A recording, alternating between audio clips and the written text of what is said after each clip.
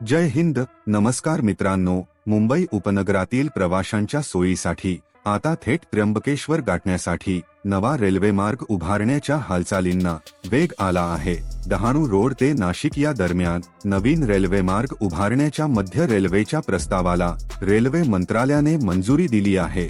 यामुळे बोरिवली ते डहाणू रोड या दरम्यान राहणाऱ्या प्रवाशांना रेल्वेने कमी वेळात नाशिक गाठता येणार आहे.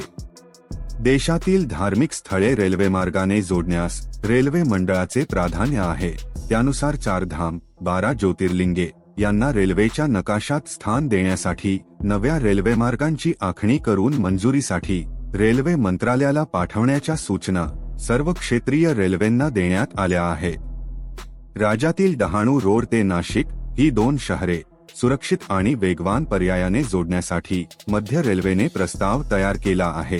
डहाणू रोडवरून वाणगाव त्र्यंबकेश्वर या मार्गे नाशिक रेल्वे स्थानकाला जोडण्याचे प्राथमिक नियोजन आहे. प्रकल्पातील 100 किमीच्या स्थान सर्वेक्षणासाठी रेल्वे मंत्रालयाने मंजुरी दिली आहे.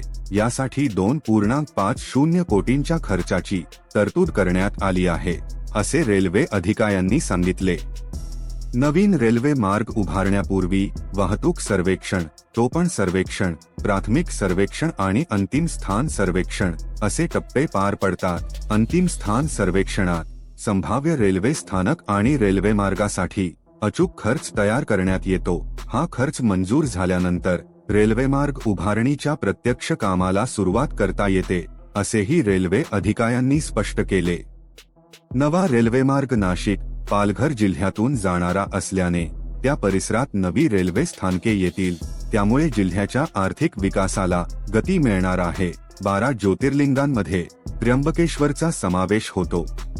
नाशिकमध्ये पंचवटी, त्र्यंबकेश्वर, काळाराम मंदिर अशी धार्मिक पर्यटन स्थळे आहेत. नाशिकपासून वणी सप्तशृंगी गड येथे जाणाऱ्या भाविकांची संख्याही मोठी आहे. नव्या रेल्वे मार्गामुळे राज्यातील पर्यटनालाही चालना मिळेल, असा विश्वास रेल्वे अधिकाऱ्यांनी व्यक्त केला. तर मित्रांनो, तुम्हाला या विषयी काय वाटते ते कमेंट करून सांगा व व्हिडिओ आवडला असेल तर लाईक आणि सबस्क्राईब करायला विसरू नका. धन्यवाद.